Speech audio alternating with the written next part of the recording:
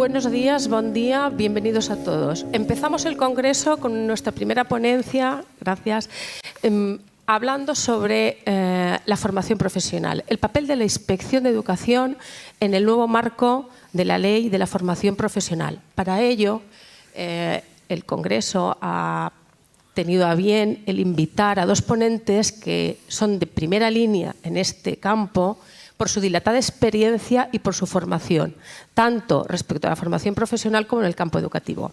En primer lugar, les voy a presentar al secretario autonómico de Educación, Cultura y Deporte, don Miguel Soler. Miguel Soler tiene una dilatada experiencia, como he dicho, en la formación profesional y en el campo educativo. Más de 40 años de servicio en diferentes cargos, tanto en la comunidad, cargos en las administraciones. Empezó como profesor de matemáticas, licenciado en exactas en la Universidad de Valencia, numerosos libros de matemáticas publicados y cargos en el Ministerio de Educación y subdirector general de formación profesional en el Ministerio de Educación también. Actualmente es nuestro secretario autonómico y él nos va a hablar del nuevo marco, de la nueva ley, del desarrollo que está haciendo la Comunidad Valenciana en toda esa nueva apuesta de la formación profesional. Apasionante lo que nos va a contar, seguro. En segundo lugar, daremos la palabra a Cristina Vicente. Cristina es la directora de formación de la Cámara de Comercio de Valencia. Ella les explicará la labor que hacen, tanto en cuanto a tomar el pulso a las empresas valencianas, empresas en todos los tamaños, pymes, micropymes y muchísimo más grandes, y tiene una dilatada experiencia, más de 30 años también en el sector de la formación empresarial. Liderazgo, compartido, es una apasionada de la formación y actualmente dirige el centro de Campus Cámara FP y toda la formación de la Cámara del Comercio. Por lo tanto, nosotros avanzamos ya en el Congreso, les damos la palabra para que nos puedan decir y nos puedan ilustrar en todas las ideas y en toda su magnitud todo lo que podemos aprender de ellos y hacia dónde debemos de caminar, sobre todo en el desarrollo de la FP. Los inspectores de educación siempre presentes en los centros. Es una apuesta muy fuerte la que ha hecho el Gobierno de la Nación, porque el presidente del Gobierno, en esta comunidad autónoma, en un centro de formación profesional integrado, anunció en el mes de marzo la inversión de 1.200 millones en la formación profesional. Es la mejor oportunidad de la formación profesional en nuestro país en este momento. Tal y como dijo Jorge Arévalo, el viceconsejero de Formación Profesional del País Vasco en las jornadas de San Sebastián de FP Empresa. Yo le doy la palabra, ya no me enrollo más, le doy la palabra a nuestro secretario autonómico, Miguel Soler. Gracias. Venga, adelante.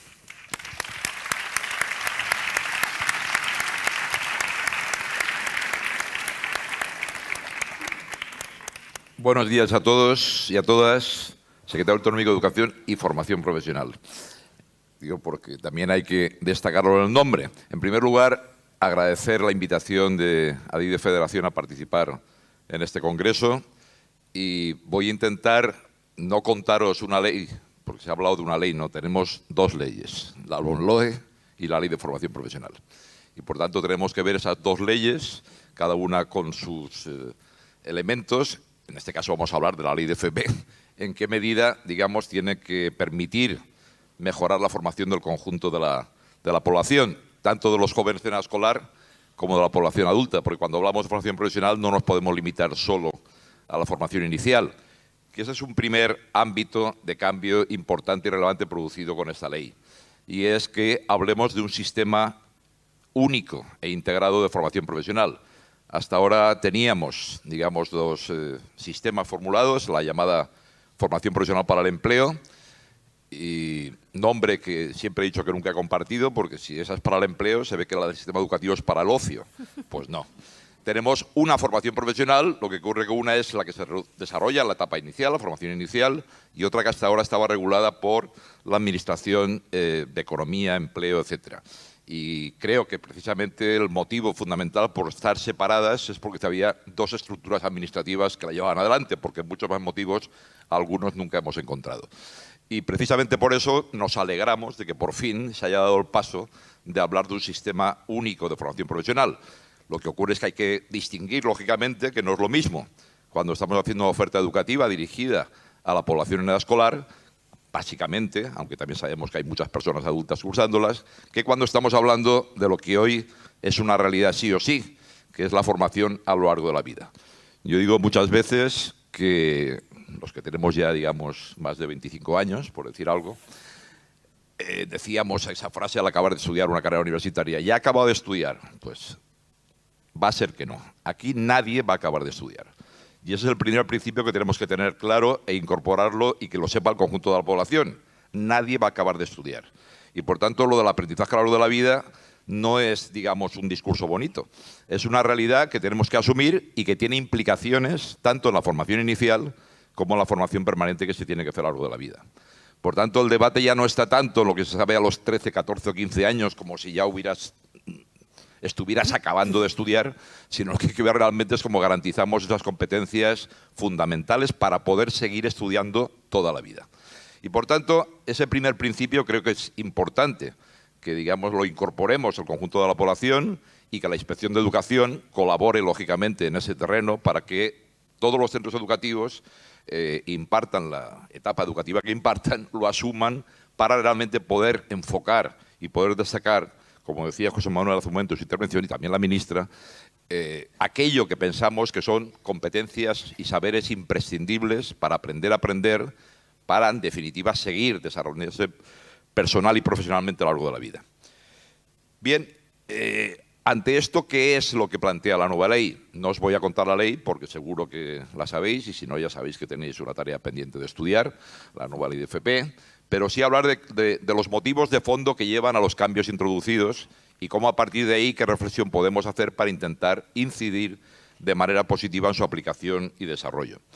Esa apuesta por un sistema integrado, un sistema único, habla de, por tanto, reconocer toda la oferta formativa que hay en la actualidad en formación profesional y por eso se habla de 5 grados, los grados A, B, C, D, E. Y está hablando del grado A como el primer elemento de acreditación de competencias profesionales que se adquieren a través de la experiencia laboral y aprendizaje no formales. Por tanto, ahí, más allá de la normativa que regula ese procedimiento, se está también lanzando un mensaje claro que algunas y algunos no siempre han tenido incorporado, y es que no se aprende solo en la escuela, no se aprende solo en el instituto, no se aprende solo en un marco educativo formal. Y por tanto, o somos conscientes de que es una realidad y por tanto buscamos los procedimientos para poder reconocer aquello que se ha adquirido en otros sectores, en otros ámbitos, o estamos desperdiciando un elemento formativo de la población muy importante. Y precisamente por eso se está hablando en primer lugar de reconocer ese llamado grado A, por empezar a clasificarlos, que significa el reconocimiento de las competencias adquiridas por experiencia laboral y aprendizajes no formales. El grado B hablando de los certificados de competencias, es decir, que si estamos hablando ya hoy, ahora que la LOMLOE habla tanto del currículum competencial, hay que recordar que de alguna manera copia, en el mejor sentido de la palabra, lo que ya hace años que en la formación profesional es un elemento central, que es hablar de qué competencias específicas se requieren para desarrollar determinado tipo de actuaciones. Es decir, no basta solo, en ningún ámbito educativo, con dominar y poder reproducir en un contexto determinado tipo de contenidos imprescindibles de las diferentes disciplinas, sino lo que hay que hacer, como hace ya décadas que viene diciendo la formación profesional, es saber movilizar y aplicar esos contenidos para resolver proyectos, resolver problemas, enfrentarse a retos, en definitiva, la versión más práctica del aprendizaje, que en definitiva es cuando demuestras más que de verdad has adquirido determinado tipo de conocimientos en diferentes disciplinas. El grado C, que son los certificados de profesionalidad, que hasta ahora estaban, digamos, ofertados por la Administración Laboral y por los agentes sociales a través de las diferentes fundaciones, tripartitas, etcétera. El grado D, que son los ciclos formativos, que ahora desde la LOMLOE hablamos de grado básico, grado medio, grado superior, donde ahí también quería detenerme un segundo en el grado básico. Creo que se da un paso importante en la LOMLOE respecto al acceso a los diferentes grados de formación profesional, en particular al grado básico. Es decir, ya no hay que demostrar ser el peor de la clase para poder incorporarte al grado básico de formación profesional.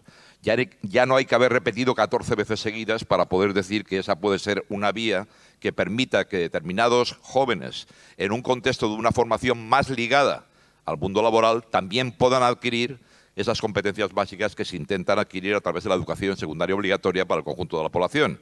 En definitiva, reconocer, igual que decía antes, que no se adquieren solo las competencias de una forma determinada, sino que hay diferentes formas de poder acceder a ellas. En unas más ligadas, en este caso, a los grados básicos de FP, cuando consigamos que de verdad respondan al objetivo que tengan, que tienen ese tipo de formación que permita también llegar a adquirir lo que pretendemos en la educación obligatoria en su conjunto, y los que lo tienen a través de cursar la educación secundaria obligatoria. Y después ya grado medio, grado superior, que sabéis de sobra, y que la ley lo que intenta es también establecer ese principio de si vamos a tener que estudiar toda la vida, pues quiere decir que hay que establecer pasarelas entre todos los niveles de formación del sistema educativo. Que no pueda ocurrir que porque en su día un joven o no tan joven tomó una opción determinada, ya resulta que no puede continuar mejorando su nivel de formación porque no estaba prevista, digamos, esa estructura formativa para poder continuar y mejorar su nivel de formación. Como sabéis, hoy la regulación que existe y que habrá que modificar en el nuevo decreto de ordenación de formación profesional, en el cual el Ministerio de Educación ya está trabajando, para realmente ver de qué manera garantizar y facilitar que el acceso del grado básico al grado medio, al grado superior, las pasarelas entre el medio y el bachiller, en fin, todas las pasarelas en todas las ofertas formativas que faciliten esa formación a lo largo de la vida. Si seguimos hablando de qué retos tenemos en la formación profesional a nivel general, yo muchas veces he dicho que, como una manera de recordar los diferentes ejes de actuación, alguno presente en la sala me lo habrá oído alguna ocasión más, utilizo el acrónimo de que la FP necesita un safari, como una manera de recordar los diferentes aspectos que deberían guiar esa reflexión. He hablado de la S, del Sistema General de Formación. La A, la primera A, es la A de agilidad en la respuesta formativa. Desde que se detecta una necesidad de formación, una nueva cualificación profesional, hasta que eso se plasma en el BOE, somos muy lentos desde la Administración. ¿Y qué ocurre? Que cuando ya llega al BOE y después al diario oficial de cada comunidad autónoma, ya se requiere otra cualificación distinta o una adaptación de la que inicialmente se pensó. En eso, sinceramente, creo que es de lo poquito que todavía no hemos avanzado demasiado, por no decir casi nada. Seguimos siendo muy lentos a la hora de, desde que se detecta esa necesidad y se empieza a trabajar con los diferentes agentes sociales y económicos hasta que se plasma en una oferta formativa arreglada, pasa demasiado tiempo. Con lo cual, lo que hay que, por una parte, pensar es de qué manera podemos agilizarlo, pero también, al mismo tiempo, no esperarse a que lo agilicemos, sino actuar en otros frentes para que esa oferta formativa adaptada a las necesidades de los diferentes sectores productivos se pueda empezar a aplicar ya, no dentro de 3 o 4 años. Eso significa también tener la F de Safari, la F de flexibilidad, una oferta mucho más flexible, una oferta que responda a las necesidades cambiantes de los diferentes sectores productivos. La vida va a una velocidad pasmosa, los cambios en todos los terrenos, tanto en el ámbito personal como en el profesional. Por tanto, la formación profesional, ese es su gran reto, ser capaz de realmente hacer una oferta flexible a través de ofertas parciales, a través de los ciclos formativos actualmente vigentes que se puedan adaptar a las demandas de los diferentes sectores productivos, no esperarse a que se publique el nuevo BOE para entendernos, para realmente introducir ya ese tipo de adaptaciones, poder hacer ofertas combinadas de unos módulos con otros, que faciliten también el poder responder mejor a demandas que no son estrictamente de un sector concreto, sino que responden a más de un sector, a más de una necesidad formativa. En definitiva, todo lo que signifique flexibilizar la oferta formativa para responder mejor a las demandas de la sociedad y de los distintos sectores productivos. Y en ese marco está la formación en el centro de trabajo. La formación en el centro de trabajo no tiene sentido que se haga al finalizar el ciclo, por definición. No, eso se hace por el concepto de que primero estudio y cuando ya me lo sé todo voy a hacer prácticas. Pues no.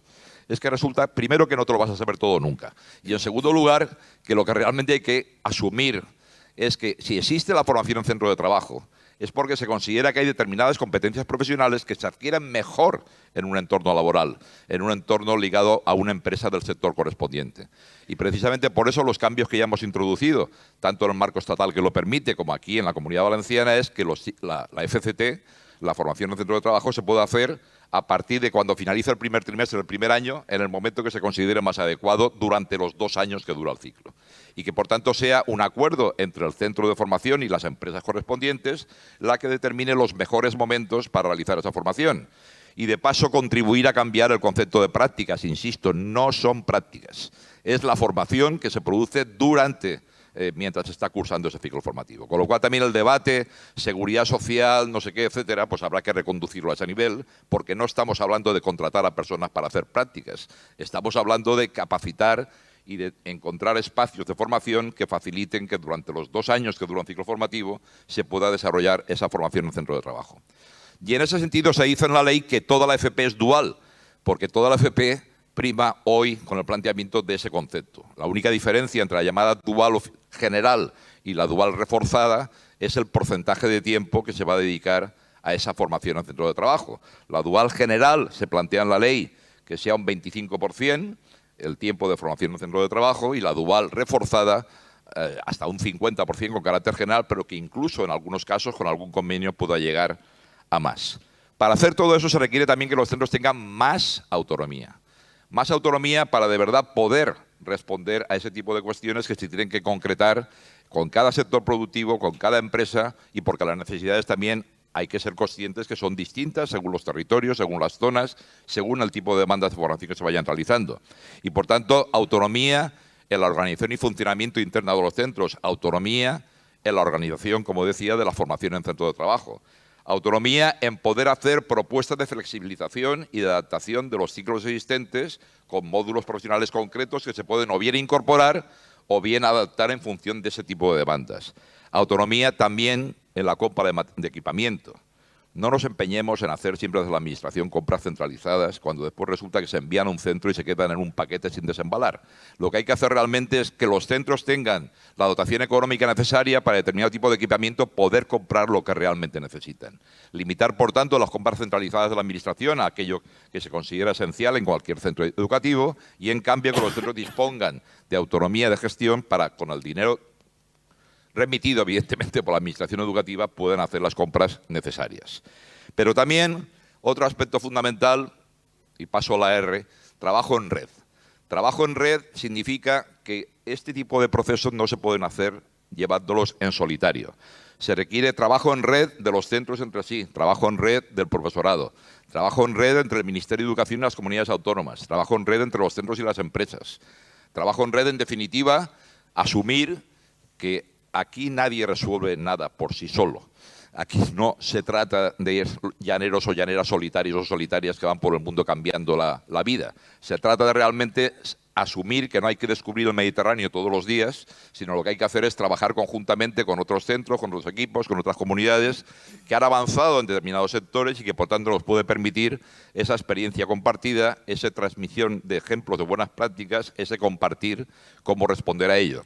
Y en ese sentido, por ejemplo, se han creado aquí en la Comunidad Valenciana la red de centros de excelencia de formación profesional, que en definitiva lo que pretenden es ser centros, como indica su nombre, de referencia, para que puedan coordinar a otros centros de las mismas familias profesionales, puedan desarrollar proyectos de investigación e innovación aplicada y que de alguna manera permitan ese trabajo conjunto con otros centros, sean centros que también sean pioneros en la investigación, en la innovación, y que poco a poco, eso no se consigue evidentemente porque un día se publica en el diario oficial Relación de Centros de Excelencia, se consigue a base de un trabajo constante, de una mayor relación con las empresas de cada sector, de una mayor implicación de las empresas en la formación, y eso es lo que nos tiene que permitir que poco a poco esa red se convierta de verdad en una red de centros de excelencia.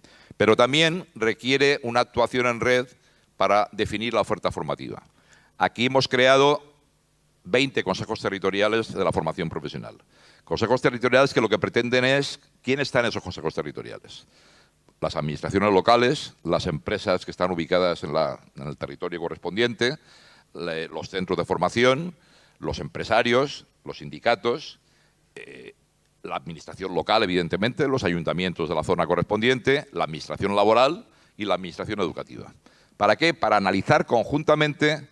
Yo suelo decirlo en una frase de que cada territorio tiene que definir qué quiere ser de mayor, qué queremos ser de mayores, en el sentido de hacia qué sectores queremos avanzar, cuál es el modelo que nos gustaría de cambio del modelo de crecimiento económico y qué sectores habría que potenciar. Y definida la foto a la que nos gustaría avanzar, ¿qué tenemos hoy? ¿Qué oferta formativa tenemos en la actualidad? ¿Qué empresas hay de este sector ubicadas en este territorio? Y a partir de ahí ir acompasando, intentar aproximándose hacia esa foto final que hay que definir de manera conjunta y con ese trabajo en red de todos los agentes implicados. También eso significa que paso a la I de innovación para ir acelerando, que ya llevo demasiado tiempo, supongo. ¿Eso es lo que...? Ah, vale, entonces no hay problema de tiempo de momento. Hay que también favorecer, como decía, el trabajo en red significa reconocer, como estaba comentando anteriormente, que hay que buscar la manera de que las administraciones tenemos la obligación de buscar la forma en que los centros educativos puedan de verdad responder a esos proyectos compartidos.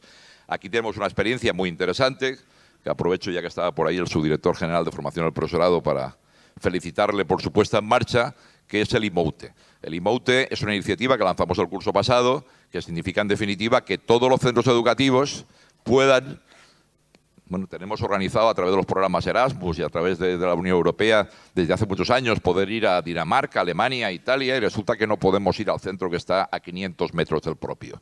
Es decir, no es que no podamos ir, sino que no está regulada, digamos, una forma de ir en serio y de ir a trabajar conjuntamente con el centro dentro de la jornada lectiva, porque se supone que estamos haciendo un intercambio de buenas prácticas y que se tiene que hacer observando cómo se trabaja en clase con el alumnado, cómo están los talleres funcionando, cómo funciona el equipo directivo, cómo funcionan los departamentos. Bueno, pues lanzó la iniciativa intentando que las cargas burocráticas fueran mínimas, es decir, que hablaran por teléfono, por así decirlo, entre los centros para quedar y ver cómo se organizaban, sin limitar el número de profes que se podían desplazar, porque ya la dirección de cada centro sabe los que se pueden ir en un horario determinado sin alterar el funcionamiento del centro y, por tanto, no requieren ningún tipo de autorización especial ni de instancia de 18.500 campos que al final lleva a que simplemente complicamos el proceso pero no resolvemos nada, sino de verdad buscar un procedimiento ágil, sencillo, que permitiera esa colaboración entre los centros. ¿Qué ha permitido? Pues que había centros que se ofrecían como centros de referencia, como centros anfitriones y centros que se ofrecían como centros observadores, cada uno con la temática que quería. Bueno, pues fue un éxito total, se desarrollaron más de 1.700 intercambios en este primer año, ahora hace unos días acaba de salir la segunda convocatoria y la idea de nuevo es eso, es que primero, que todos los centros sepan que pueden ser centros anfitriones, porque todos los centros hacen algo bien. Y eso que hacen bien, de lo que se trata es de que lo sepan explicar a otros centros, se pueda compartir y se pueda desarrollar. Y todos los centros también requieren ser centros observadores porque no lo hacen todo bien. Por tanto, también tienen que conocer experiencias de otros centros que faciliten ese intercambio conjunto. En definitiva, es un procedimiento concreto, nada novedoso por otra parte, y que se intente que sea lo más ágil y sencillo posible para facilitar que ese trabajo en red sea una realidad y no forme parte solo de los discursos en un momento determinado de reto de futuro, sino que se concrete ya. Pero si hablamos de la siguiente letra, de la I de innovación, se habla cada vez de innovación, la I de investigación. Cada vez que hablamos de investigación, por ejemplo, siempre pensamos en el ámbito universitario. Pues está muy bien que pensemos en el ámbito universitario, pero es que no solo se hace investigación en el ámbito universitario. Hacen investigación determinadas empresas en determinados sectores, en este caso sobre todo las más grandes. Hacen investigación los institutos tecnológicos, por ejemplo, que tenemos en este caso en muchas comunidades autónomas, pero en fin, hacía referencia a los que tenemos aquí. Hacen investigación muchos centros, aunque no se le llame así o ni siquiera tenga ese carácter, porque intentan dar respuesta en el día a día a los nuevos retos que se producen en cada uno de los sectores. Y hacen sobre todo innovación. Innovación que intentamos también que sea innovación aplicada. Innovación aplicada en el sentido que signifique dar respuesta a nuevos problemas que tienen diferentes empresas, sobre todo las pymes, que tienen menos, digamos, capacidad de intervención propia, de ahí el papel fundamental que deben jugar las cámaras de comercio.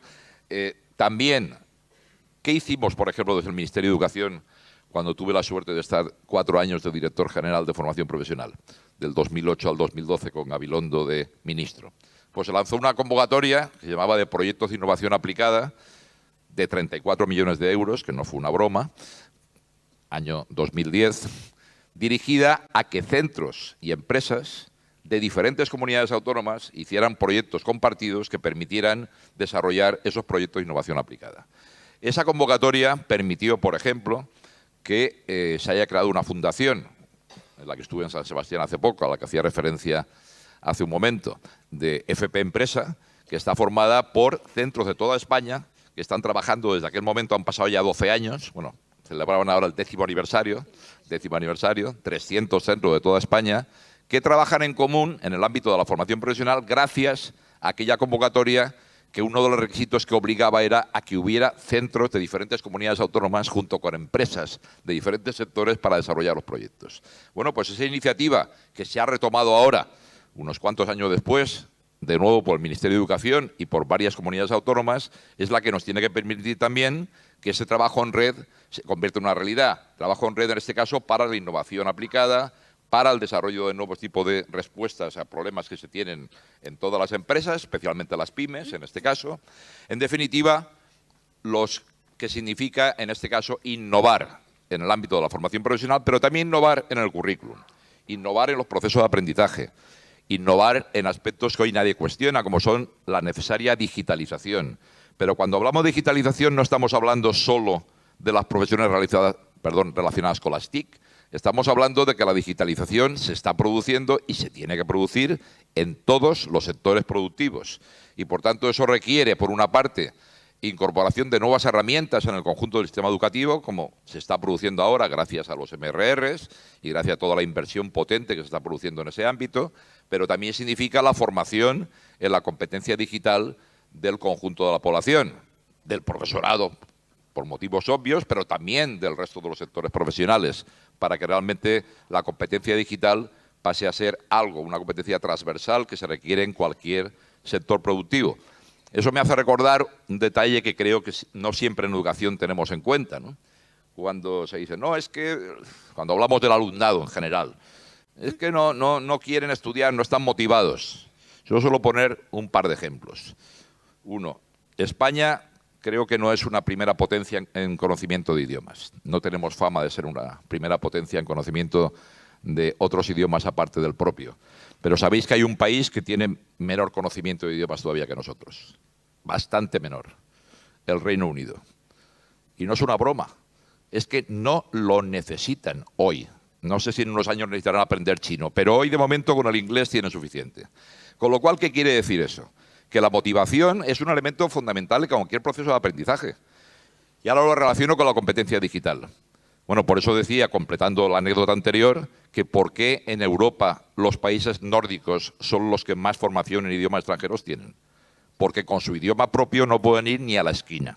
Y por tanto, como no pueden ir ni a la esquina, necesitan, porque lo necesitan, no hay que motivarlo, solo tienen que saberlo para a partir de ahí ponerse a estudiar. Porque si no, no van a tener posibilidades de desarrollo personal y profesional. Mientras que los países que más ha costado, aparte del Reino Unido, son los países que tienen otras lenguas más potentes, que por tanto esa necesidad se ha vivido unas décadas después. Y en ello estamos ahora, ¿no? Por tanto, también se requiere en el ámbito de la formación profesional mejorar mucho el conocimiento de idiomas extranjeros y especialmente en algunas especialidades, lógicamente más que en otras, por sus propias características. En ese sentido, también hacía lo de la digitalización, pero ahora, por ejemplo, un ejemplo del profesorado. Hacíamos referencia, he hecho referencia tanto a la ministra como en las intervenciones anteriores, Lucía y José Manuel, a de dónde venimos con la pandemia. Pues en este caso la oferta de formación del profesorado en competencia digital en la Comunidad Valenciana que había en el mes de febrero del 2020, es decir, un mes antes del cierre generalizado de los centros, pues había un montón de plazas vacantes en la oferta de formación permanente del profesorado que se hizo. 3 meses después se triplicó la oferta y se quedaron 1000 y pico personas sin poder entrar. Es decir, y no hubo que hacer ninguna campaña especial. Simplemente, de repente, era obvio la necesidad de formación en la competencia digital para poder responder al alumnado con los instrumentos y herramientas que en aquel momento se tenían. Pues creo que es bueno que recordemos ese tipo de cuestiones para saber de qué manera somos capaces, desde las administraciones, de poder motivar al alumnado, al profesorado y a todos los sectores de la población a que esto del aprendizaje a lo largo de la vida que decía al principio no es un capricho, sino que es una necesidad y que, por tanto, nadie tiene que tener prisa, por una parte, de acabar pronto su formación inicial para irse, sino que lo que realmente tiene que hacer es consolidar al máximo los aprendizajes y poder ir mejorando su nivel de formación.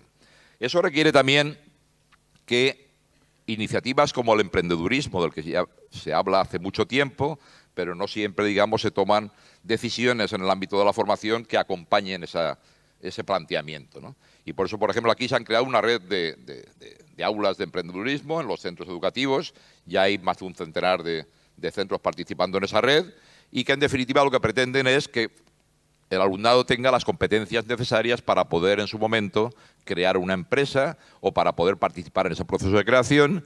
Iniciativas que también pueden permitir que exalumnos, alumnado que ya ha finalizado el ciclo formativo, también tienen la capacidad de poder participar en ese tipo de iniciativas para poder facilitar, en este caso más ya normalmente, la creación de su propia empresa, crear en definitiva viveros de empresas en los centros y facilitar que eso sea una dinámica normal de funcionamiento de los centros educativos.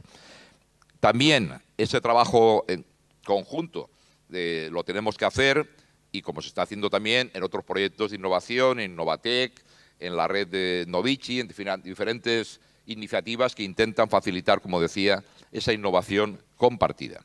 Decía antes también que toda la FP se reconoce por fin en la ley, no solo se reconoce, sino que se dan pasos en la dirección, que toda la FP tiene que ser dual en el concepto de que realmente siempre tiene que haber una parte importante de la formación que se desarrolle en una empresa. Y eso, tiempo al tiempo, pero no es un tema de la FP. Es que toda la formación tiene que ir cada vez más a ese carácter de dualidad. Ya está pasando en el ámbito universitario, donde cada vez se deja con más claridad que se requiere que una parte de los créditos universitarios se puedan desarrollar en una empresa del sector correspondiente, y si hablamos de la formación del futuro profesorado, por ejemplo, pues creo que también es bastante evidente que los estudios actuales del grado de magisterio en la Facultad de Educación o los estudios del máster de secundaria para los futuros profesores de secundaria tienen que tener mucha mayor carga a desarrollar en los propios centros educativos. Eso, lógicamente, tiene que ir acompañado de un reconocimiento del papel del tutor o tutora del centro educativo.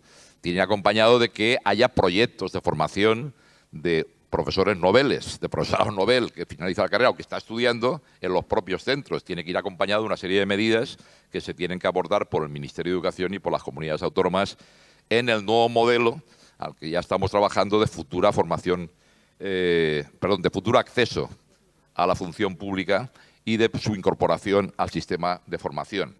Y creo que eso también cada uno de nosotras y nosotros tenemos nuestra propia experiencia. Decía la presentadora que llevo más de 40 años y 45.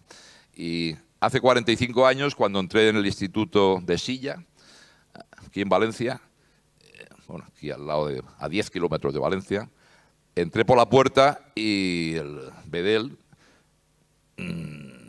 yo tenía 22 añitos, me recibió preguntando que dónde iba. Digo, pues soy el profe de mates. Dice, ¿de mates? Dice, mira el nombre, dice, sí, segunda puerta a la derecha. COUA, segunda puerta a la derecha. Y eso fue mi recepción al instituto. Segunda puerta a la derecha. 45 años después, a lo mejor en vez del bedel te recibe el director o jefe de estudios o la directora del centro. Pero no cambia mucho de lo de segunda puerta a la derecha. Es decir, o analizamos bien que la incorporación de una profesora o un profesor nuevo a un centro, sea porque acaba de llegar, digamos, de haber acabado de terminar la carrera universitaria y entrar como interina o interino, o sea porque ha aprobado la oposición y se incorpora a la denominada fase de prácticas, que evitaré hacer comentarios sobre ella. Eso es evidente que no sirve para nada. Es imposible que alguien se incorpore de la calle directamente a COU-A o a segundo de bachillerato actual o a cuarto de la ESO o a tercero de primaria sin que de verdad se tenga un acompañamiento en serio de lo que significa la incorporación a un centro educativo. Si mejoramos en la formación inicial, que se desarrollan más créditos en los propios centros, ya habremos dado un paso importante. Pero además de eso, es que se requiere también que cuando ya has finalizado los estudios universitarios, cuando ya has hecho una oposición, el haber aprobado esa primera fase de la oposición no quiere decir que sepas ya ser profe, en absoluto. Y por tanto habrá que contemplar un horario específico que permita que ese nuevo profesor, nueva profesora, esté junto con un tutor o tutora experto en su aula, asistiendo a sus clases, a sus reuniones de tutoría con las familias, en definitiva, a todo lo que hace un profesor o profesora en un centro cuando ya está incorporado. Y eso significa de nuevo, y por eso venía este paréntesis en el ámbito de la formación inicial y acceso, en el sentido de lo que significa la formación en el centro de trabajo. de lo que significa en el ámbito de la formación profesional, reconocer que ese tipo de formación no se adquiere en la formación inicial, ni se va a adquirir nunca en la formación inicial por muy bien que la hagamos. Hay que combinar siempre en todos los sectores esas dos cosas. Y el sector de la educación no es diferente a otros sectores a ese nivel que también se requiere ese tipo de intervención. Es decir, creo que hay muchas cosas que tenemos que avanzar. Es evidente, hace falta un trabajo coordinado de todas las administraciones. Hay que concretar el papel de cada uno de los servicios. Por ejemplo, hay un debate en la Inspección de Educación de siempre, que es, ¿se requiere estar especializado en un ámbito de etapa educativa o no? La intervención se tiene que hacer de una forma o de otra. Yo creo que, como suele ocurrir en este tipo de debates, es por tocar un tema que ya sé que no tiene ningún tipo de debate, ¿no? En fin. Es obvio que las cuestiones que tienen calado, pues normalmente no suelen ser blancas o negras. Y por tanto creo que sería bueno reflexionar respecto a de qué manera, con un cuerpo de inspectoras e inspectores determinados, con unas características determinadas, se puede combinar las dos cosas. Es decir, ser capaz de actuar en cualquier tipología de centro en una serie de cuestiones y requerirse especialización, requerirse un mayor conocimiento de otros para otro tipo de intervenciones. Y por tanto creo que el poder analizar con tranquilidad los diferentes modelos que, insisto, desde mi punto de vista no son o blancos o negros, sino que hay una amplia tonalidad de grises, creo que debe permitir, en el caso que estamos hablando, en el ámbito de la formación profesional, pero lógicamente también habrá debates similares en otras etapas educativas, que se vea qué tipo de especialización, qué tipo se requiere para determinados inspectoras e inspectores que faciliten que determinadas cosas de las que comentaré a continuación se puedan desarrollar con los centros educativos en mejores condiciones. Porque evidentemente no todas y todos podemos saber de todo, por mucho que nos empeñemos.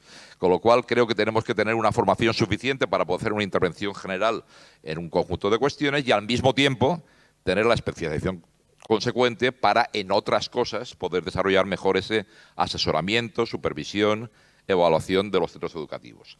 Entonces diría, por ejemplo, ¿a qué te estás refiriendo? Es decir, ¿qué tiene que hacer desde el punto de vista de un inspector o inspectora en el proceso de implantación de la nueva ley de formación profesional, más allá de las funciones generales que son claras en cualquier nivel educativo?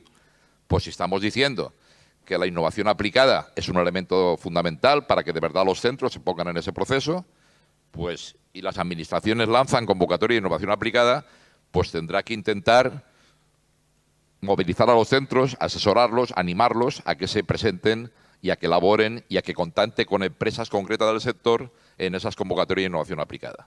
O en esos proyectos de investigación concreto, o en esa relación con determinadas empresas o con las cámaras de comercio o con las universidades según los ámbitos que sean.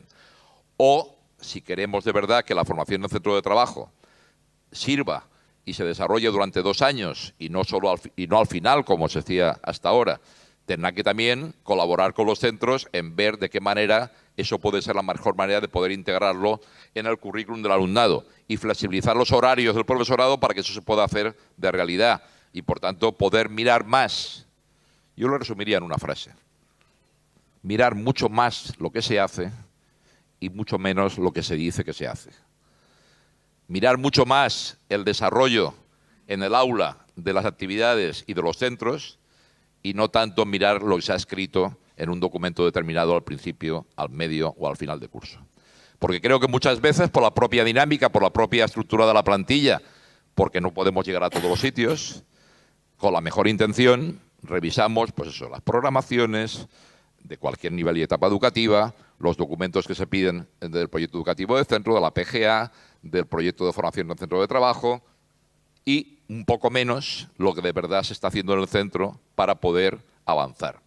Por tanto, elaboremos indicadores claros de lo que significa la evaluación de centro, y ahora hablo de la evaluación. ¿Hay que hacer la evaluación del profesorado? Hace décadas que se viene diciendo, se viene haciendo poquísimo. Pero hay una que me preocupa bastante más que la evaluación individual del profesorado, que es la evaluación de los centros. De los centros si compartimos que de verdad profesoras y profesores individuales en cada aula, por muy bien que lo hagan, no cambian la dinámica general del centro. No es la suma de 14 profesoras y profesores individuales o de un centenar, como pasa en un centro de secundaria o de formación profesional. Es que exista de verdad un proyecto colectivo de centro que permita analizar si eso que se está haciendo está permitiendo o no, si hablamos de formación profesional, mejorar el grado de empleabilidad de los titulados que salen.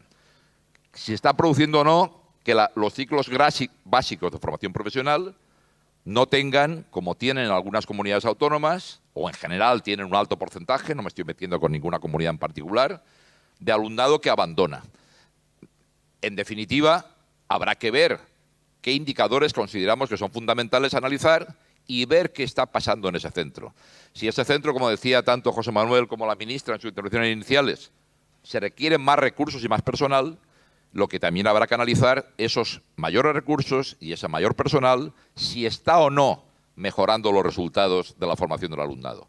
Si está o no mejorando el grado de inserción laboral, si estamos hablando de FP, de los titulados que finalicen un ciclo de grado medio o grado superior. Y a partir de esos indicadores podemos hacer una evaluación de verdad qué tipo de planes de mejora requieren los centros educativos para de verdad responder al motivo por el que están ahí, que es para intentar mejorar el nivel de formación y cualificación del conjunto de la población. Yo, de verdad, soy un... Bueno, creo que me falta... No, es que ahora ya solo me queda 1 minuto y medio, con lo cual, para no pasarme el tiempo, no he hablado nada de la orientación, pero, en fin, la orientación profesional en un proceso de este tipo es absolutamente vital. Si hemos de conseguir... ¿Se preguntó? Me pregunta. Muy bien. Pues solo acabaré diciendo que aunque tenemos muchos retos por delante, yo soy un optimista histórico, porque si no, no llevaría 45 años trabajando en educación. Creo que se puede ver que en todos los ámbitos se puede y se tiene que seguir avanzando, pero también yo creo que hay que ser conscientes de que si miramos para atrás, podemos alegrarnos de muchas de las cosas del camino recorrido, y si miramos hacia adelante veremos que tenemos todavía mucho camino por recorrer, pero si lo hacemos con ganas, si lo hacemos trabajando conjuntamente Ministerio y Comunidades Autónomas, centros entre sí, centros y empresas, otras instituciones como las cámaras de comercio, como las patronales de los diferentes sectores productivos, los sindicatos, agentes sociales, creo que estamos en buen camino. La FP hoy está de moda y encima hemos tenido la suerte de tener unos fondos europeos en estos momentos, mucho más de lo que teníamos hasta la fecha, que nos está permitiendo poder invertir mucho más y mejor en educación y en formación. Pues con todo eso en conjunto, creo que es como para que nos autofelicitemos, pero no nos relajemos, sino que sepamos que queda mucho camino por recorrer y estoy convencido que lo conseguiremos. Gracias y a continuar.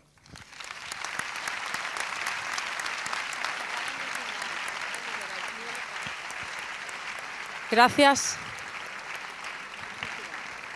¿Se me escucha? Sí.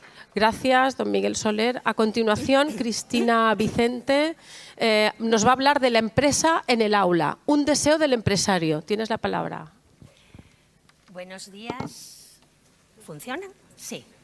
Hola, buenos días a todos. En primer lugar, muchísimas gracias, Mercedes, por la presentación. Muchísimas gracias a la Federación de Asociaciones de Inspectores y Inspectoras Nacional y, por supuesto, a la Asociación de Inspectores y Inspectoras de la del País Valenciano por invitarnos a la Cámara de Comercio para venir y comentaros cuáles son las expectativas que tiene el empresariado con referencia a la formación profesional que Miguel Soler nos estaba comentando. Permitidme, en primer lugar, que os comente qué es la Cámara de Comercio de Valencia, qué son las cámaras de comercio. La Cámara de Comercio de Valencia forma parte de una red de 85 cámaras que operan a nivel nacional ya desde hace más de un siglo. Son corporaciones de derecho público y, por tanto, actuamos muy de la mano de las administraciones públicas y en colaboración con las administraciones públicas. Y nuestro fundamental trabajo es estar del lado de las empresas, fundamentalmente de las pymes. De algún modo lo que hacemos es representar los intereses del comercio, la industria, los servicios, la navegación. Y lo hacemos a través de diferentes líneas de actuación que van desde la creación de empresas, la sostenibilidad, la competitividad, la tecnología aplicada a los negocios, la internacionalización, la formación, el empleo e incluso el arbitraje y la mediación. A nivel mundial, las cámaras de comercio tienen representación en 41 países a través de 41 cámaras de comercio. Por lo tanto, podemos decir que al estar al lado de las empresas y ser las empresas nuestra razón de ser, tenemos un cierto conocimiento de lo que la empresa necesita y, sobre todo, de cuáles son las expectativas de las empresas y del tejido productivo respecto a la formación profesional que nos comentaba Miguel Soler y a la nueva ley de formación profesional que, como en muchas ocasiones hemos comentado, yo creo que va a ser una referencia a nivel europeo, la ley de formación profesional de nuestro país, y que entre todos tenemos que conseguir obtener los resultados que tanto desde el sistema educativo como desde la empresa queremos conseguir. Nos decían, cuando nos invitaron, nos dijeron, oye, podéis formular un deseo. Tengo un deseo al final de la presentación, pero creo que la portada de la presentación ya es un deseo en sí mismo. ¿Qué es lo que desea el empresariado? Que la empresa esté en el aula, tal cual. Vamos a hablar de cuáles son las necesidades de talento que tienen las empresas o qué dice la empresa cuando habla de necesidades de talento. Vamos a hablar de objetivos compartidos, vamos a hablar de un modelo de relación entre la empresa y el centro distinto para dar respuesta a estas necesidades que tenemos en estos momentos. Y, por último, volveremos a decir otro deseo. Ya que nos han permitido hacer uno, pues vamos a hacer dos. Bien. En primer lugar, empresa y talento. ¿Qué se entiende o qué entendemos por empresa? Al final, la empresa es como un organismo vivo, es un organismo complejo que necesita actuar de manera armónica para conseguir los objetivos por los cuales ha sido constituida. En ese sentido, a nadie le cabe ninguna duda de que las empresas son el activo fundamental que tienen las organizaciones. Y las empresas... He dicho las empresas son el activo fundamental, no, las personas, perdón.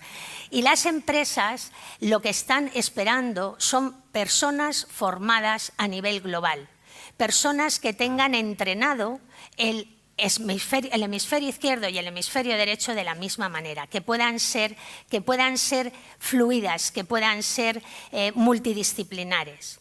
Fijaos, yo siempre digo que el ser humano cuando siente amenaza por algún motivo suele identificarlo para de algún modo tener sensación de control. Entonces, cuando hace poquitos años nos hemos encontrado en la situación en la que nos hemos encontrado, hemos cogido y hemos rescatado un término de los militares americanos en la etapa de la Guerra Fría para definir el contexto, y entonces decimos que estamos funcionando en un contexto VUCA. Un contexto VUCA que por sus siglas en inglés es un contexto volátil, incierto, complejo, ambiguo. Pero no solo eso, sino que esto llega un momento desde la pandemia hasta estos últimos años en que el contexto se complica más y ya entonces decimos que es un contexto bunny, que es un contexto frágil, no lineal, ansioso, impredecible, y en ese contexto están las empresas trabajando.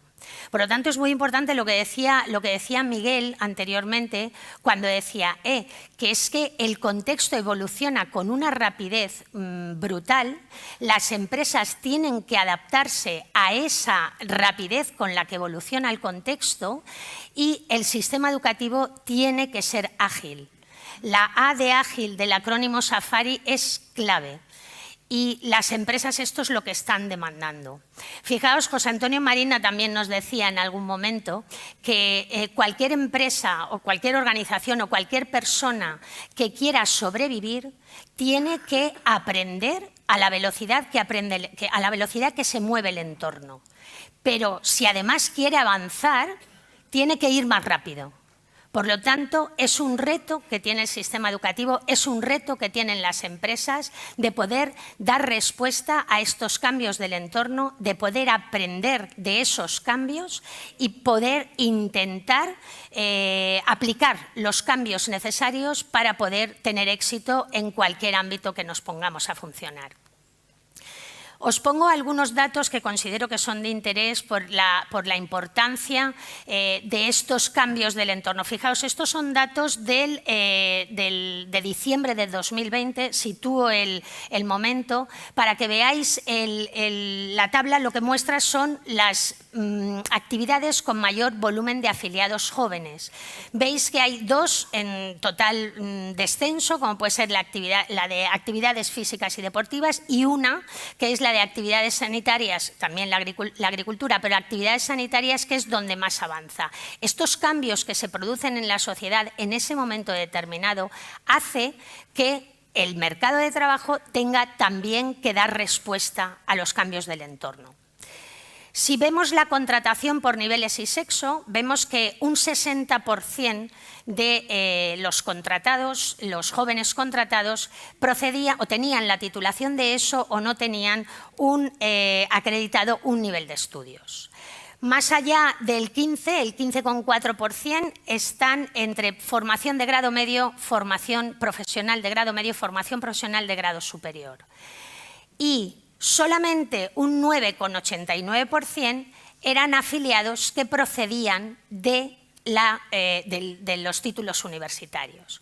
Por lo tanto, lo comentaremos si queréis después, pero yo creo que estamos en un punto en el que es imprescindible lo que llevamos muchísimo tiempo hablando, tanto desde la formación para el empleo como desde el sistema educativo, y ahora con este sistema único que afortunadamente vamos a tener, de que tenemos que revertir el modelo de nuestro país en cuanto a la estructura educativa de la población activa. Tenemos que egresar más número de técnicos al tejido productivo, porque es lo que las empresas están demandando, como veremos más adelante. Respecto a las ofertas de empleo, y esto son datos del Observatorio de Dualiza, el Observatorio de Formación Profesional de Dualiza, de CaixaBank Dualiza, más o menos una de cada 4 ofertas de empleo va para formación profesional de grado superior y más o menos una de cada 5 va para formación profesional de grado medio. Pero quiero que reparemos también en estos dos mapas. Estos dos mapas son interesantes por cuanto, como veréis en el mapa de la izquierda, estamos en un 77,3 en cuanto a grado medio fijaos, de ajuste de la población ocupada con la titulación que tiene.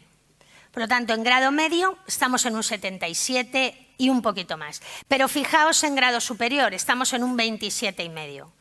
¿Qué pasa con los grados superiores cuando se incorporan al mercado laboral? Pues que muchas veces los grados universitarios están ocupando lugar de los grados superiores, porque muchas veces las empresas no consiguen encontrar titulados de grado superior para las funciones que realizan. ¿Por qué motivo? Hay un desajuste entre la demanda y la oferta, y muchas veces es porque necesitamos, y ahí estoy completamente de acuerdo con lo que decía Miguel sobre la importancia de los orientadores en formación profesional.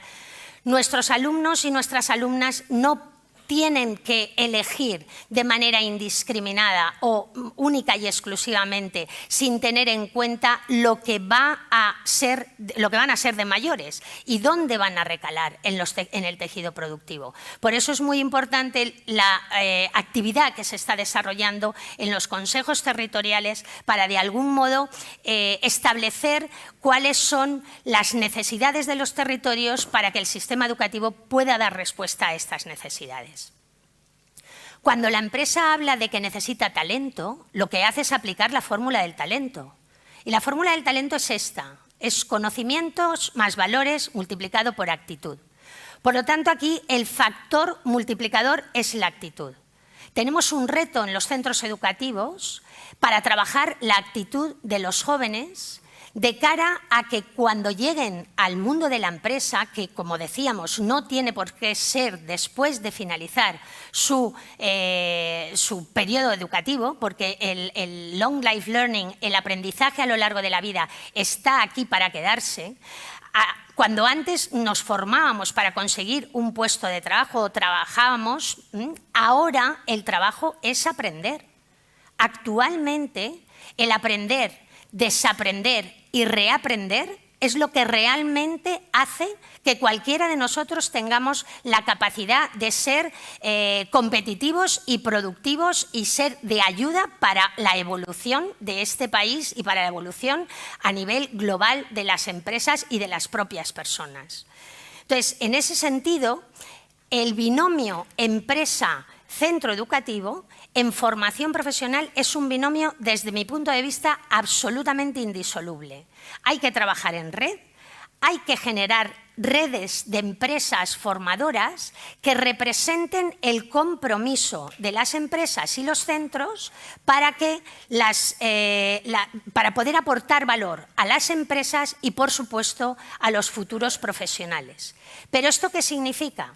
Significa que tenemos que tener en cuenta la adecuación de la formación que estamos impartiendo, la adecuación a la realidad empresarial. Por eso la primera slide de la realidad empresarial en el aula. Significa que tenemos que mejorar las competencias del alumnado y significa que tenemos que responder desde el sistema educativo a las necesidades de talento que tienen las empresas. Ojo, las empresas se tienen que involucrar en el proceso, como ahora veremos. Por lo tanto, debemos de crear esos espacios de comunicación y esas sinergias que nos van a ayudar a conseguir el objetivo último que, como ya también se ha comentado, es mejorar el nivel de empleabilidad de los egresados en el ámbito de la formación profesional. Cuando decimos que necesitamos en la empresa que el alumnado que nos llega tenga una serie de competencias transversales, hablamos, por supuesto, de que en el centro educativo es imprescindible que al alumno y a los alumnos y a las alumnas les demos información del contexto empresarial, de la internacionalización o no del sector donde van donde van finalmente a estar trabajando. ¿Y por qué esto es importante? Porque es imposible. Bueno, no diría imposible, pero sí que es mucho más lento el proceso de aterrizaje de un alumno en una empresa cuando viene tabula rasa, cuando me da igual el ciclo formativo que el alumno esté cursando, es imprescindible que le demos una visión de contexto, independientemente de que no sea un ciclo formativo orientado única y exclusivamente a competencias empresariales. Por otro lado, el tema de la digitalización. No tiene ningún sentido que en los centros educativos no trabajemos también, no solamente la digitalización de los docentes, que ha sido crucial en este momento, en un momento donde ha habido un cambio metodológico brutal por situaciones ajenas al desarrollo habitual de la formación, sí, pero que nos ha puesto las pilas. Nos ha puesto las pilas para entender que el mundo no es lineal, que el mundo es híbrido, que ya no todo es formación presencial o formación online, sino que al final muchas veces la situación exterior nos obliga a reinventarnos y a poder trabajar. Pero es que en las empresas, los niveles de digitalización de las empresas están incrementándose de manera exponencial.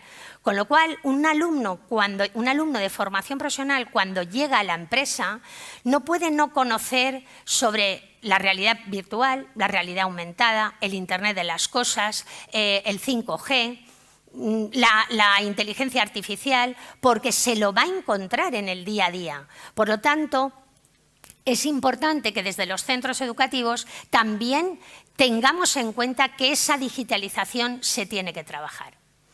Fijaos, en el ámbito empresarial nos comentan los empresarios que en estos momentos más de un 60% de los criterios de selección para un puesto de trabajo la base es las capacidades o las competencias transversales que tiene el alumno, las soft skills, que ya hay gente que les llama hard skills, porque realmente no estamos hablando de algo como secundario. Si ya es un 60% de la toma de decisiones de seleccionar a un candidato u otro, nos las tenemos que tomar muy en serio. Y yo creo que en el centro educativo también tenemos la capacidad de integrarlas dentro del currículum formativo para que, independientemente del módulo profesional que se esté impartiendo, se trabajen habilidades como trabajo en equipo, comunicación, escucha activa, empatía, orientación a resultados, proactividad, pensamiento lateral, pensamiento crítico, resiliencia, todas aquellas habilidades que luego la empresa le va a exigir al alumno y que se tienen que entrenar, en algún momento las tiene que entrenar.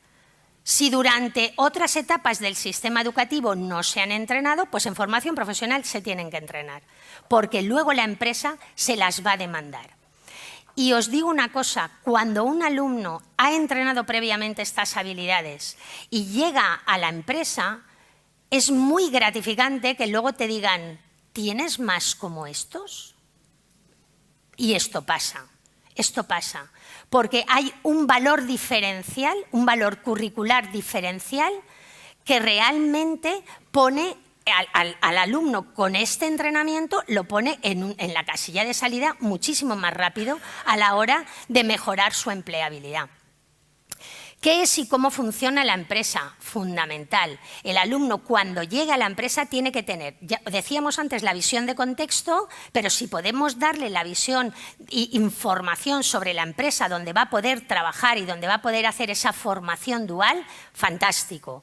Y luego, en estos momentos, debemos de intentar que el alumno conozca lo que en el ámbito empresarial cada vez está trabajándose más, que es la necesidad de ser sostenibles económica, social y medioambientalmente. Y eso se tiene que trabajar en el centro educativo también. Los alumnos tienen que conocer que hay una Agenda 2030, que hay unos objetivos de desarrollo sostenible y que su puesto de trabajo per se tiene que ser sostenible. Y con esta información global tenemos más avanzado la necesidad de competencias transversales que está pidiendo el mundo empresarial de cara a los egresados del sistema educativo. Decíamos de tener objetivos comunes. Me vais a permitir... hemos definido en estas 3 slides que vienen ahora, hemos definido 3 modelos de vinculación entre las empresas, el centro educativo y me he permitido también incorporar la inspección educativa, que es lo que desde el punto de vista de la empresa pensamos que podemos aportar entre todos para mejorar la situación. En primer lugar, la vinculación de la empresa empieza porque conozca las iniciativas que se están produciendo en su territorio y compartir información para mejorar ese conocimiento global de la formación profesional. En segundo lugar, erigirse como empresa educadora para reducir el gap que existe entre lo que sucede en el aula y lo que sucede en el mundo de la empresa. Pero no solamente para eso. Para nosotros una empresa educadora no es una empresa que es receptora de alumnos de FP Dual, de alumnos de formación en centro de trabajo, sino que la empresa tiene que involucrarse de algún modo y trabajar conjuntamente con los centros educativos para explicarles cuáles son sus necesidades y para intentar ayudar a que el centro educativo pueda trabajar en base a esas necesidades que tienen los sectores productivos. Y por último, la empresa debería de buscar nuevas formas de relación entre los centros educativos y la empresa para intentar trabajar de manera global en esa formación en centros de trabajo y ver que la formación profesional dual, que en la ley actualmente es toda dual, tengamos la seguridad de que la empresa entiende que esto es así, que tiene que involucrarse y de hecho está teniendo mucho interés por parte de las empresas, de las asociaciones empresariales, están teniendo muchísimo interés en involucrarse en este proceso. Por parte de los centros educativos, conocer los procesos clave que se producen en la empresa. Las empresas tienen que abrir las puertas a los profes. Los profes tienen que ser capaces de poder ir a la empresa para ver en qué procesos productivos se están trabajando, ver cuáles son las necesidades, cuál es la nueva tecnología que se está utilizando para poderlo trasladar al aula.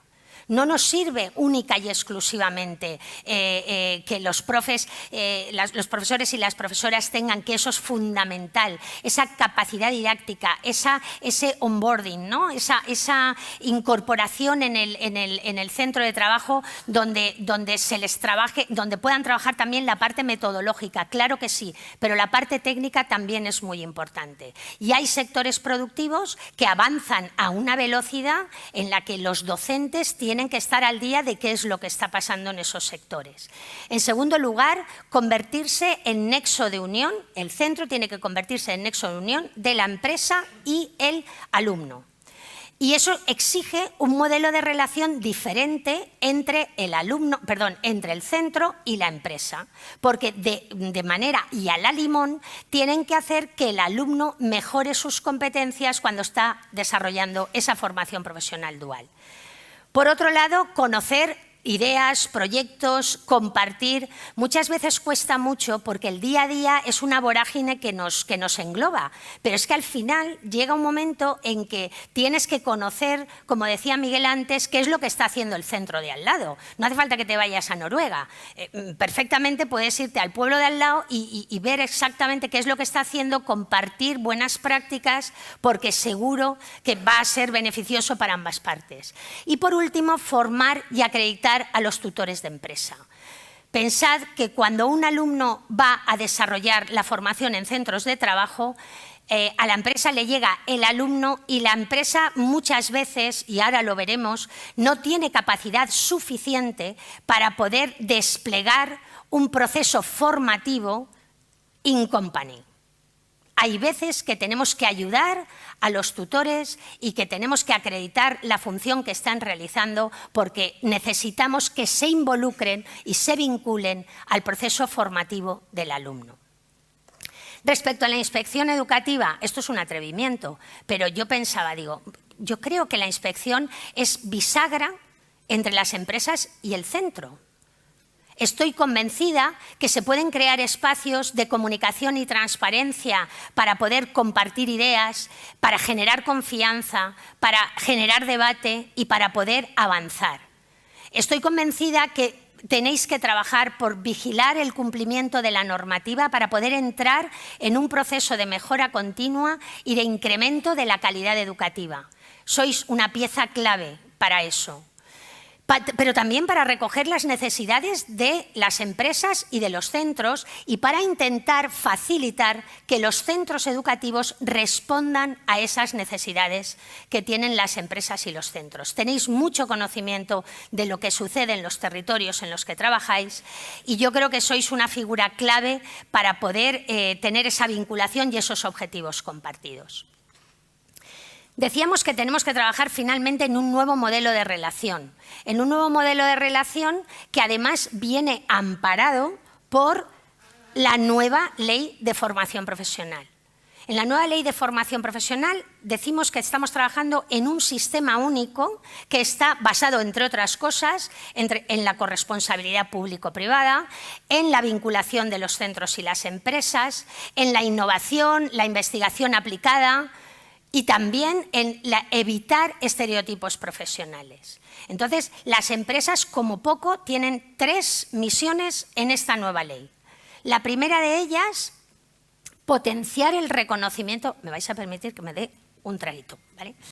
Potenciar el reconocimiento de las competencias profesionales. Comentaba Miguel antes la importancia del aprendizaje a lo largo de la vida, el que ya no se forma uno única y exclusivamente dentro de las 4 paredes de un aula, que la formación no formal y la acreditación de la experiencia profesional es muy importante. Aquí en la Comunidad Valenciana,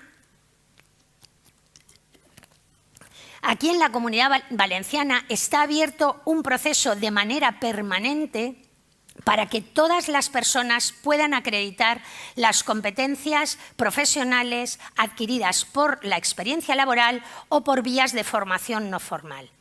La Cámara de Comercio, junto con la Consellería de Educación, hemos ayudado a explicar a las empresas la importancia que tiene que potencien, que sus plantillas acrediten sus competencias, porque es muy importante. Y la verdad es que hemos tenido muy buena acogida por parte de las empresas, y aquello que en principio parecía como, a ver, que se van a acreditar las competencias, entonces se me van a ir a otra empresa.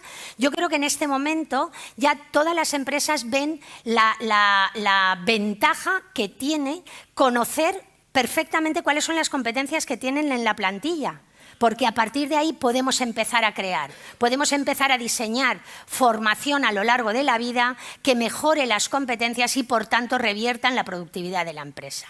Por lo tanto, esta misión yo creo que estamos en el camino, pero que tenemos que seguir trabajándola para que las empresas se pongan al día en la potenciación de estos reconocimientos. La empresa también quiere, lo está demandando, formar parte del desarrollo de la formación profesional en las aulas.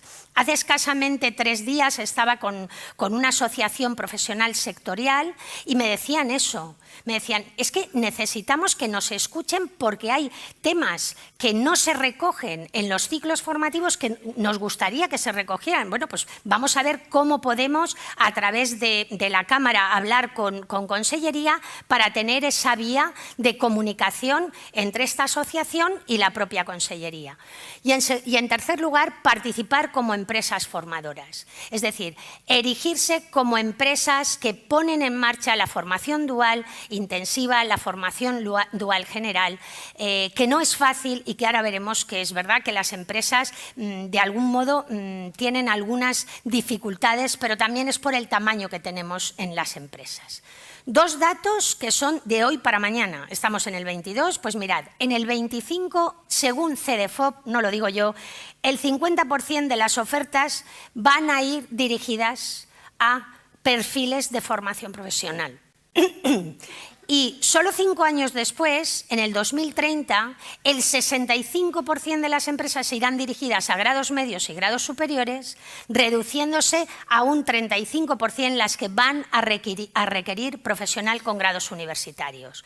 Insisto de nuevo en la importancia en cambiar la estructura educativa de la población activa, que en estos momentos en España tiene una forma de diablo o de reloj de arena, si queréis, que tiene perfiles, una amplia cantidad de perfiles básicos y perfiles altos, pero los perfiles técnicos están en el cuello del reloj. Cuando en otros países de nuestro entorno esto tiene forma de barril. ¿Qué significa? Que los perfiles de cualificación media y técnica son muchos más que los superiores y básicos, porque las empresas lo que están necesitando, y estos datos así lo demuestran, son perfiles técnicos.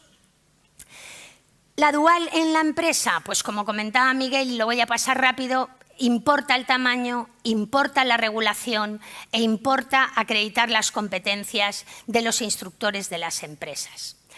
Fijaos que el 93% del tejido empresarial tiene de 0 a 9 trabajadores, con lo cual implantar la formación dual en las empresas lleva en algunas ocasiones a dificultades por parte del empresariado, porque el tamaño, cuando las empresas son muy pequeñitas, y el desconocimiento hace que haya una cierta reticencia por parte de las empresas. Estos bocadillos que hay aquí son, no he puesto la fuente, pero es de un artículo de hará escasamente un mes, de las páginas Salmón del País, donde aparecía una entrevista, y estos eran testimonios reales de empresas cuando les preguntaban por la implantación de la formación profesional dual. Fijaos, tengo ayudantes que han hecho FP, pero ya con los estudios terminados, o por ejemplo, yo no tengo tiempo de formar trabajadores, o tengo desconocimiento, no me he planteado, pero es que además no conozco la ley. Por lo tanto, lo que es fundamental e importantísimo es informar de manera permanente y de manera actualizada a las empresas de en qué punto estamos en esa implantación de la formación profesional dual. porque es importantísimo fomentar las figuras de los prospectores empresariales y es fundamental también informar sobre la implicación que van a tener, pero a nivel real, en el proceso formativo del alumno. La figura de los orientadores clave porque la formación profesional no puede ser un itinerario de finalización, como dice Ricard Guillem del Observatorio de CaixaBank Dualiza, no puede ser un itinerario de finalización, sino que tiene que ser una vía de acceso al aprendizaje en competencias en un contexto real, en el contexto de la empresa.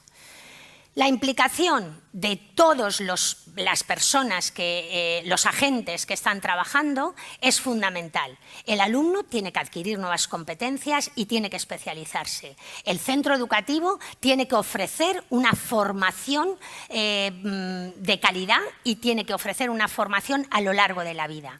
Y las empresas tienen la obligación tienen la necesidad de disponer de una buena cartera de talento, pero por supuesto tienen que involucrarse en la generación de ese talento.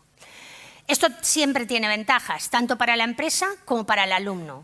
Este modelo de relación hace que las empresas tengan la posibilidad de tener personas formadas con compromiso, dedicadas a un proyecto concreto, que además le puedan desarrollar un trabajo técnico orientado a resultados.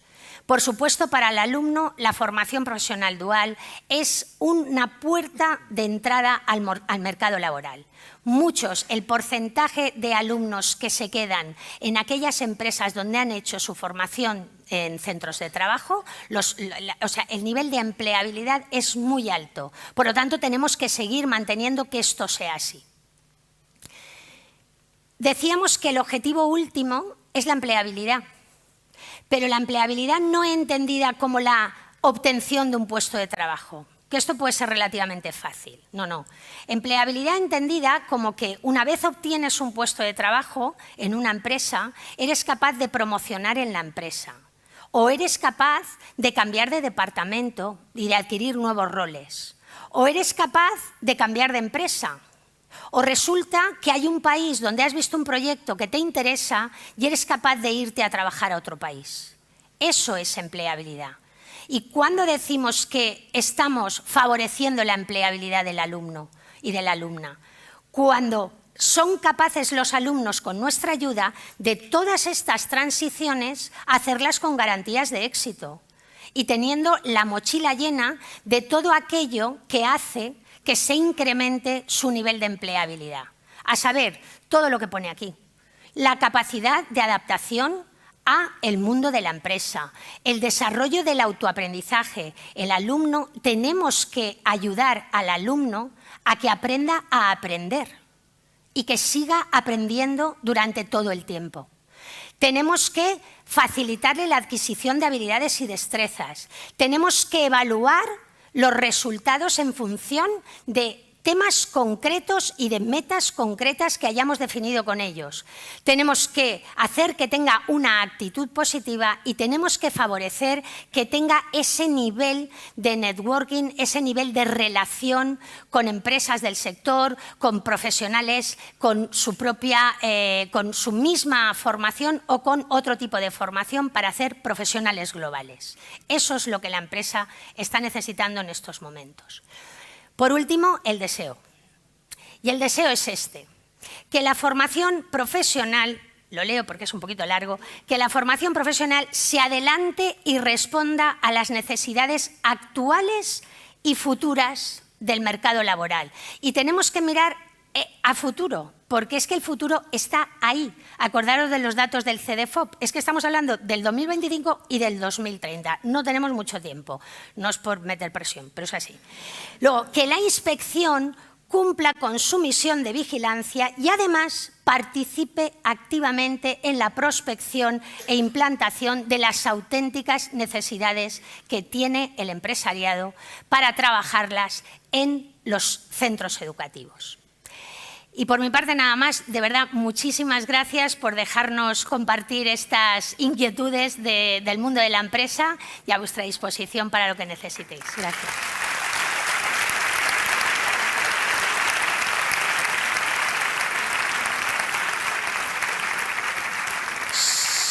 Solo me queda una cosa y es comentaros que esta presentación la hemos hecho a 4 manos con José Bernardo Noblejas. José Bernardo Noblejas no ha podido estar aquí, que era su intención estar aquí con vosotros. Él es miembro del Pleno de la Cámara de Comercio de Valencia, es presidente de Ortoprono, ha sido docente de formación profesional, es asesor de FP y os manda un saludo muy afectuoso y espero que en el próximo congreso, si nos dejáis venir, venga él directamente. Gracias. Gracias, Cristina. Gracias, Miguel. Tenemos escasos 10 minutos, 10 minutos, donde podemos establecer... Voy a lanzar alguna pregunta, establecemos un diálogo en paralelo entre los dos y contestáis si os parece bien. Wow, lo que nos habéis dicho, ¿no? Muchas de las cosas que están en la ley, en la implementación, cuánto trabajo hay que hacer, pero es verdad que hay mucha ilusión y muchas ganas por lo que comporta la transformación y lo que puede aportar al país. Nosotros, como inspectores de educación y dentro del servicio de la inspección, estamos en continuo debate siempre o en continua metaevaluación de nuestras funciones. Hasta aquí, un poquitín más allá, nos retrotraemos, siempre dentro del límite de las que tenemos. Nuestras funciones están debidamente delimitadas, están marcadas por un plan general. Pero yo le preguntaría, tanto a Cristina como al secretario autonómico, ¿cuál es el papel, el verdadero papel de la inspección, ¿vale?, en la visita a los centros, en la implementación de toda esta este desarrollo curricular, digamos, este desarrollo de la formación profesional y que afecta a los centros y que los inspectores visitamos, y cuál es el papel real que debemos de tener y hacer? Y yo, cuando hablo de papel, me refiero a qué estilo de inspector debemos de ser, es decir, ¿qué podemos sumar? ¿En qué podemos sumar a los centros, al sistema, para que realmente esto sea exitoso? ¿Quieres? No, dale. Bueno, alguna cosa he apuntado antes en esa dirección. Claro que cambian las funciones y los papeles, las de todo el mundo, y por tanto también las de la inspección. Si estamos hablando que el mundo está en permanente proceso de cambio y en todas las profesiones, en todos los se requiere adaptarse a las nuevas demandas generales de la sociedad y a las demandas específicas del sector en el que trabajas, pues lógicamente eso no exime a ningún sector de tener que cambiar también, cambiar en el sentido de ir adaptando su papel. Yo planteaba antes que si nos creemos como sociedad que para que mejore la formación del conjunto de la población, para que las personas tengan más posibilidades de desarrollo personal y profesional, citaba una serie de cosas, ¿no? La innovación, la investigación, la adaptación a la nueva metodología de trabajo, informar a la gente de que existe un procedimiento de acreditación de las competencias profesionales, mejorar la relación entre el tutor del centro educativo y el tutor de la empresa. Bueno, hay un conjunto de cosas que están ahí que habrá que ver cada uno qué papel puede jugar en ellas. Y yo creo que muchos de los que he dicho, no de manera exclusiva, sino que simplemente lo que habrá que ver es de qué manera podemos colaborar entre asesores de formación, prospectores de formación profesional, inspectores y inspectoras de educación, en fin, toda la estructura en definitiva, qué papel puede jugar cada uno para que esos procesos se vayan implementando. Yo creo que de la misma manera que decía antes que un profe, una profesora o un profesor en solitario, por muy bien que lo haga, no cambia la dinámica de un centro educativo, tampoco creo que haya ninguna unidad administrativa, ninguna, que por sí sola pueda cambiar o desarrollar ese tipo de funciones. Con lo cual, de nuevo, aquí pienso que se trata de trabajar en red, es decir, de qué papel puede jugar cada uno y de qué manera compartimos los resultados de experiencias. Yo, por debatir un poco con Cristina, la única cosa que ha dicho y que repetí también al final, que no veo que sea papel de la inspección, es lo de detectar necesidades de las empresas y tal. Yo creo que eso es papel de los prospectores de formación profesional. En cambio, sí que veo que la relación entre el tutor de la empresa y el tutor del centro educativo, y que ahí se haga un diseño acorde que se ha mejorado mucho respecto a hace 15, 20 años. Sí. Pero sigue habiendo empresas, con perdón, que siguen poniendo el café el chaval que está haciendo la FCT. Y por tanto, quiere decir que eso tiene cada vez hay menos, por supuesto, por eso hablo en términos de que se ha mejorado muchísimo, pero sigue habiendo, precisamente por lo que señalabas, Cristina, sigue habiendo empresas muy pequeñitas que es que aunque quieran no saben qué hacer muy bien. tal. Y es que no es que siga habiendo empresas, es que son muchísimas las muy pequeñilas. Y precisamente por eso lo que hay que ver es de qué manera ayudamos a esas empresas y al centro educativo para que ese tiempo que la alumna o el alumno que está cursando el ciclo formativo está ahí, le saque el mayor provecho posible y sirva para mejorar realmente su formación posterior. Por lo tanto, creo que estamos en ese ámbito. Claro, por eso también hablaba de que se requiere para cierto tipo de trabajos, como es alguno de los que he inventado, que existan comisiones de trabajo en la Inspección de Educación que estén más especializadas, en este caso, en formación profesional, para que puedan, porque no todo el mundo va a poder hacer de todo, ¿no? Entonces, bueno, pues se trata de ver qué cosas son en concreto. No es lo mismo un centro integrado de formación profesional que un centro que tiene infantil, primaria, secundaria, bachillerato y FP, si hablamos de un centro concertado, que los hay, o si hablamos de un centro público que en general tiene un instituto más o menos grande y que tiene con más o menos proporción oferta de secundaria, bachillerato, formación profesional. Todo eso. Y una última reflexión, no tanto del papel de la inspección, sino de los datos que decía antes Cristina, ahora en la diapositiva final. Fijémonos que ya estamos hablando de 65% en el 2030 de titulados de FP y 35% de titulados universitarios. Es decir, 65 y 35 es 90. No, perdón, es 100.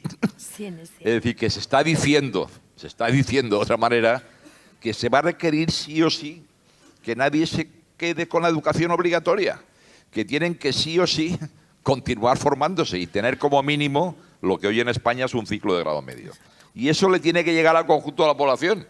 Y al conjunto de la población significa al conjunto del profesorado, al conjunto de las familias, y ahí, por ejemplo, también sí que creo que la inspección debe jugar un papel relevante. Y a lo mejor los debates estos que tenemos desde hace décadas, de que resulta que siempre decimos que cada promoción sabe menos que la anterior, ¿no? Yo soy de la última promoción de PREU. Y mi padre me decía, solo el PREU es muy light. El examen de Estado, eso sí que era una cosa seria. Después vino el COU, uy, mucho más light todavía. Después el bachillerato LOSE, uy, eso ya es un cachondeo. Y es curioso, ¿no?, cómo la humanidad es capaz de avanzar en todos los ámbitos del conocimiento, a pesar de que cada generación sabe menos que la anterior. Pues en fin.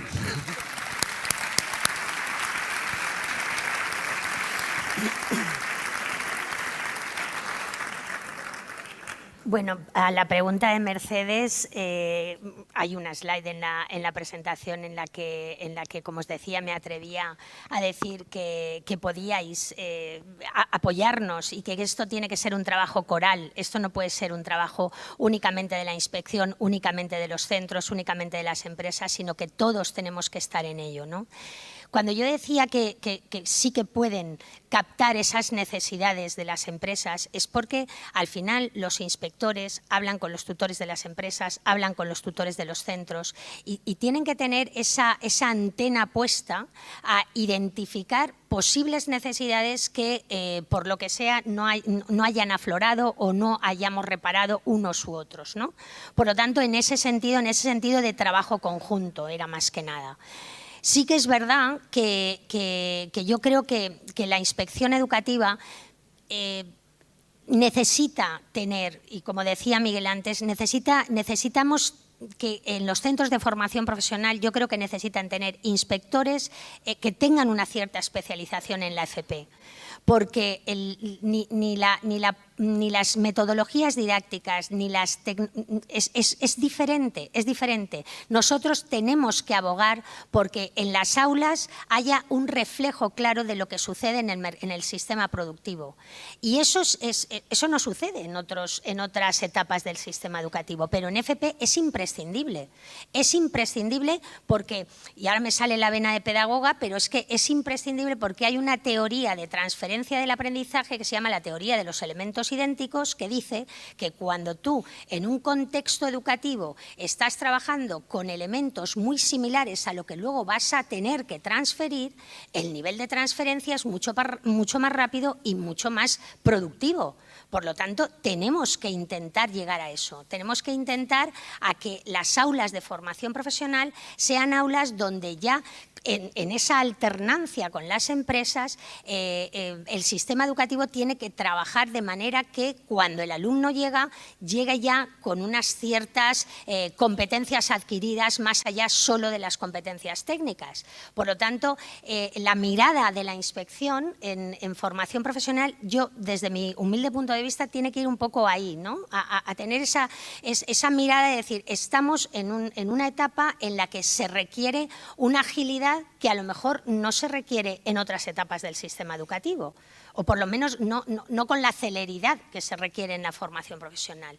Y esa flexibilidad que también estaba dentro del acrónimo de Safari, que creo que es necesaria. Eso es un poquito lo que...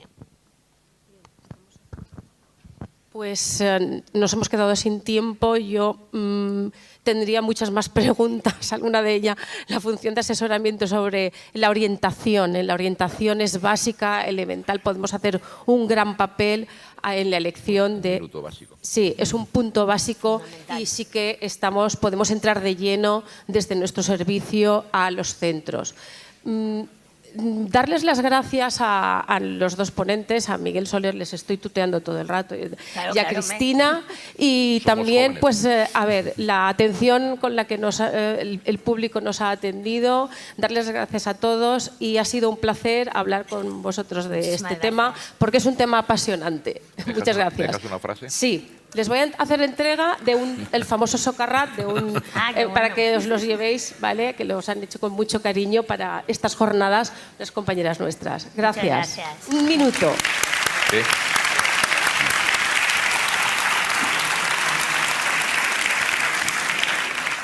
Había pedido 30 segundos para una frase. Ya que se están pidiendo, como es normal en los cambios que se plantean con las dos leyes educativas, la LOE y la ley de FP, muchas más tareas y funciones a la inspección y más de acompañamiento y más de asesoramiento a los centros, pues habrá que decirle al Ministerio y a todas las comunidades autónomas que habrá que incrementar la plantilla de inspectoras y inspectores para poder hacerlo.